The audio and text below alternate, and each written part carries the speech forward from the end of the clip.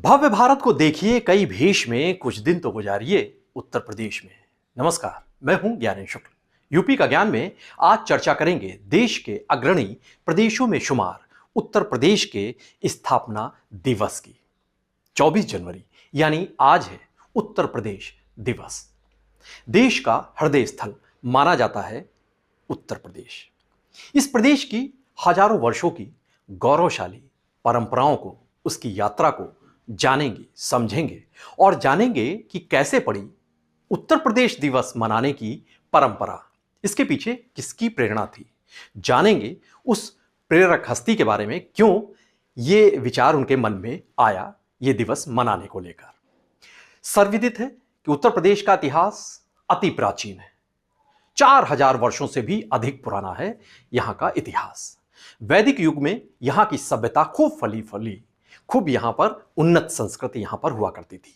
राम और कृष्ण की इस धरा पर ही महाभारत और रामायण, इन तमाम महाकाव्यों और ग्रंथों की रचना हुई। प्राचीन काल में इसे ब्रह्म ऋषि देश या फिर मध्य देश की संज्ञा दी जाती थी। इस नाम से इसे जाना जाता था, इस पूरे क्षेत्र को। ईसा पूर्व के मध्य में यहां बौद्ध धर्म का भी खूब प्रचार प्रसार हुआ।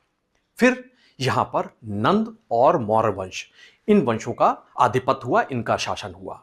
इतिहासविद मानते हैं कि हर्षवर्धन के शासनकाल में यह जो पूरा क्षेत्र हुआ करता था, जो आज का उत्तर प्रदेश कहा जाता है, यहां पर इस क्षेत्र में कला संस्कृत के कई नए आयाम जुड़े। कला संस्कृत के क्षेत्र में यहां खूब विकास हुआ। मध्यकाल में यहां मुस्लिम शासकों का आधिपत्य हो गया, उनका कब्जा हो गया। मुगल काल में इस पूरे क्षेत्र को क्षेत्रीय स्तर पर विभाजित किया गया। अवध क्षेत्र अलग हो गया, रुहेलखंड अलग हो गया, पूर्वांचल का इलाका अलग हुआ। यहां पर लेकिन साझा संस्कृत भी पनपी। यहीं पर कबीर, तुलसीदास, सूरदास, ऐसे तमाम विचारकों, लेखकों ने अमर रचनाएं की और हिंदी भाषा के विकास में अतुलनीय योगदान दिया। इसी क्षेत्र में 1773 में मुगल शासन जब कमजोर होने लगा, तब बनारस और गाजीपुर, इन जिलों को ईस्ट इंडिया कंपनी के हवाले कर दिया उसने, समझौते के तहत। धीरे धीरे ईस्ट इंडिया कंपनी ने जो आज का उत्तर प्रदेश है, इसके अधिकांश हिस्सों पर अपना कब्जा जमा लिया और धीरे धीरे उनकी जड़ें इस पूरे क्षेत्र में गहरी होती चली गईं ईस्ट इंडिया कंपनी की, और फिर ब्रिटिश हुकूमत का यहां पर कब्जा हो गया। हालांकि शुरुआती दौर में नवाबों और ग्वालियर के सिंधियाओं का और गोरखाओं का जो उनके कब्जे वाले क्षेत्र हुआ करते थे, वो बंगाल प्रेसिडेंसी के शासन के दायरे में रखे गए थे। मुगल दौर का जब अंत हो रहा था, उसके बाद से 1836 तक आगरा इस क्षेत्र की राजधानी हुआ करता था।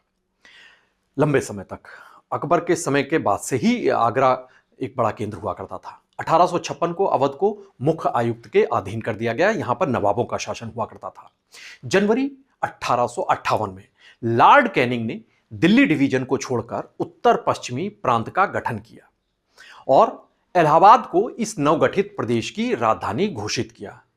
यानी आगरा से अब राजधानी इलाहाबाद हो गई। लखनऊ अभी भी राजधानी नहीं थी, जो आज के दौर में है। बाद में अवध के कई जिलों को उत्तर पश्चिमी प्रांत में मिला दिया गया, कई हिस्सों को जोड़ दिया गया। 1877 में इस क्षेत्र को उत्तर पश्चिमी प्रांत और अवध इस नाम से जाना जाने लगा। 1902 में पूरे प्रांत को United province of Agra and Awadh प्रांत के रूप में जाना गया। इस नाम से 1902 से इसका नामकरण हो गया था। साधारण बोलचाल की भाषा में इसी को यूनाइटेड प्रोविंस कहते थे। यूनाइटेड प्रोविंस का यू और प्रोविंस का पी, यानी यूपी कहा जाने लगा ये क्षेत्र। साल 1921 में लखनऊ को आंशिक रूप से यहां की राजधानी बनाया गया। और दिलचस्प बात यह है कि तब राजधानी लखनऊ ही होगी, इसको लेकर कई संशय हुआ करते थे। स्थायी रूप से इसकी राजधानी नहीं थी, अस्थायी रूप से इसको बनाया गया था आंशिक तौर से। उस दौर में क्योंकि कई शंकाएं थी, सवाल थे, इसलिए जो केंद्र था वो इलाहाबाद ही बना हुआ था प्रशासनिक नजरिए से। लेकिन तमाम उठापटक और प्रशासनिक तौर से विचार करने के बाद 1 अप्रैल 1937 को लखनऊ को इस प्रांत की राजधानी घोषित किया गया और इस प्रदेश का नाम संयुक्त प्रांत कर दिया गया। यानी यूपी जो था, यूनाइटेड प्रोविंस, इसका नाम, इसकी राजधानी लखनऊ को बना दिया गया। लेकिन प्रशासनिक कार्यों के लिए उसका केंद्र इलाहाबाद ही बना रहा। यहीं पर शैक्षणिक जो थी, चाहे या बोर्ड हो शैक्षणिक या फिर तमाम दूसरे जो सरकारी संस्थाएं थी, वो केंद्र वहीं थे। लेकिन इलाहाबाद हाई कोर्ट वहां पर बनाया गया, उसकी एक बेंच लखनऊ में जरूर स्थापित कर दी गई। 24 जनवरी 1950 को भारत के तत्कालीन गवर्नर जनरल ने संयुक्त प्रांत नाम परिवर्तन आदेश 1950 ये आदेश पारित किया गया ब्रिटिश हुकूमत के दौरान, जिसके बाद संयुक्त प्रांत जो था, यूनाइटेड प्रोविंस था, इसका नाम बदला गया और इसका नाम कर दिया गया उत्तर प्रदेश। और उसके बाद से ये उत्तर प्रदेश के तौर पर जाना गया। स्वतंत्रता संग्राम सेनानी गोविंद वल्लभ पंत इसी प्रदेश के पहले मुख्यमंत्री बने। साल 1953 में सुचेता कृपलानी उत्तर प्रदेश की मुख्यमंत्री बनी और ना सिर्फ उत्तर प्रदेश बल्कि भारत की पहली महिला मुख्यमंत्री बनने का गौरव भी उन्हें हासिल है। उत्तर प्रदेश के राजकीय चिन्ह के बारे में भी बात कर लेते हैं, क्योंकि यहां पर जो राजकीय चिन्ह है वो धनुष और तीर के साथ दो मछलियां दिखाई देती हैं, और ये जो प्रतीक है ये प्रदेश की सांस्कृतिक और ऐतिहासिक विरासत को दर्शाता है, उसका प्रतिबिंब है ये प्रतीक। साथ ही नवाबी और विरासत के कई युगों से जारी भारतीय परंपराओं के सामंजस्य को भी जाहिर करता है। जो यहां पर एक गंगा जमुनी तहजीब की बात की जाती है, एक मिली जुली संस्कृत की बात की जाती है, उसको भी तस्दीक करता है ये चिन्ह।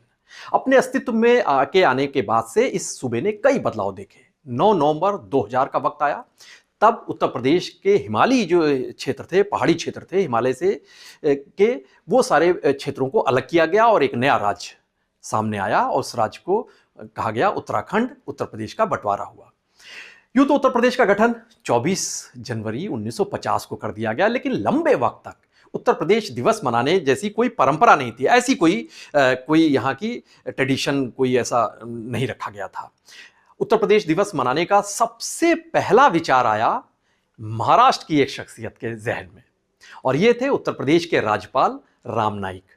उन्होंने यहाँ के प्रशासनिक अमले और सामाजिक संस्थाओं, बुद्धिजीवियों से बातचीत की, उनसे अपील की कि जैसे महाराष्ट्र दिवस मनाया जाता है, क्यों ना उत्तर प्रदेश दिवस भी मनाया जाए। इसे भी प्रदेश के लोगों को आगे बढ़कर मनाना चाहिए, इसकी भी शुरुआत करनी चाहिए। ये उन्होंने इसका आइडिया दिया, ये विचार दिया, और उन्होंने ये भी कहा कि इससे राज्य की जनता को अपने प्रदेश के गौरवशाली इतिहास और समृद्ध संस्कृति के बारे में रूबरू होने के बारे में मौका मिलेगा, उनकी जानकारी मिलेगी, उससे या नई पीढ़ी भी वाबस्ता हो सकेगी। देश के दूसरे राज्यों द्वारा स्थापना दिवस मनाए जाने का जिक्र भी उन्होंने किया, कहा कि बाकी राज्य तो मनाते हैं अपना स्थापना दिवस। और राम नाईक ने यह भी कहा था अपने बयान में कि मुझे यकीन है कि विदेश में रह रहे जो उत्तर प्रदेश के मूल निवासी हैं वो भी उत्तर प्रदेश दिवस मनाना शुरू करेंगे और अपने यहाँ से जड़ों से जुड़े रहेंगे, ठीक उसी तरीके से मनाएंगे जैसे रामनवमी और जन्माष्टमी मनाते हैं। ये उन्होंने अपने भाव प्रकट किए थे सार्वजनिक तौर से। हालांकि तब उत्तर प्रदेश में हुआ करती थी अखिलेश यादव के नेतृत्व वाली समाजवादी पार्टी की सरकार, और ये सरकार राम नाईक के प्रस्ताव पर सहमत नहीं थी, उससे उनको नाइत्तेफाकी उन्होंने जताई। लेकिन 2017 में उत्तर प्रदेश में सत्ता परिवर्तन हुआ और सूबे की कमान संभाली मुख्यमंत्री योगी आदित्यनाथ ने। बीजेपी की प्रचंड बहुमत वाली सरकार बनी। उसके बाद उन्होंने उत्तर प्रदेश दिवस मनाए जाने के जो विचार था राम नाईक का, उसका स्वागत करते हुए इसे मनाने का फैसला लिया और 24 जनवरी को हर साल उत्तर प्रदेश दिवस मनाने की घोषणा कर दी। विधिवत तौर से, सरकारी तौर से इसका फैसला ले लिया गया, ऐलान कर दिया गया। मुख्यमंत्री योगी आदित्यनाथ ने जब ये फैसला लिया था तब उन्होंने ये बयान दिया था कि अगर कोई व्यक्ति या समाज अतीत पर गौरव नहीं कर सकता है तो फिर उसका भविष्य कभी भी उज्जवल नहीं हो सकता है। अतीत से जुड़ना भी बेहद जरूरी है। अब लगातार हर साल 24 जनवरी को उत्तर प्रदेश दिवस मनाया जाता है। इस अवसर पर प्रदेश सरकार की ओर से तमाम तरीके के कार्यक्रमों का उनकी शुरुआत की जाती है, उनको आयोजित किया जाता है। इसमें उत्तर प्रदेश की समृद्ध संस्कृति और जो साझी विरासत है इसको उजागर करने वाले कई कार्यक्रम होते हैं। सांस्कृतिक कार्यक्रम होते हैं, जागरूकता बढ़ाने वाले कार्यक्रम होते हैं, झांकियाँ लगाई जाती हैं, कई पुस्तक प्रदर्शनी होती है, उत्तर प्रदेश से जुड़ी तमाम पुस्तकें उसमें रखी जाती हैं। बहरहाल अपनी स्थापना के बाद से 75 वर्षों का वक्त बीत चुका है और प्रदेश ने कामयाबी की नई गाथा लिखी है, नई इबारत रची है उत्तर प्रदेश ने। और देश की इस सबसे बड़ी आबादी वाले इस सूबे ने सांस्कृतिक और राजनीतिक इसकी जो शक्ति है इससे हर कोई वाकिफ है, हर कोई इससे परिचित है। इस महत्वपूर्ण अवसर पर उत्तर प्रदेश के जो लोग हैं, उत्तर प्रदेश के जो वासी हैं, उन सब की इच्छा है, उनकी आकांक्षा है कि इस देश के विकास की गौरवशाली गरिमामयी गाथा में ये प्रदेश सुनहरे पन्ने जोड़े और उत्तर प्रदेश उत्तम प्रदेश बने। सभी उत्तर प्रदेश के वासियों को उत्तर प्रदेश दिवस की हार्दिक शुभकामनाएं। नमस्कार।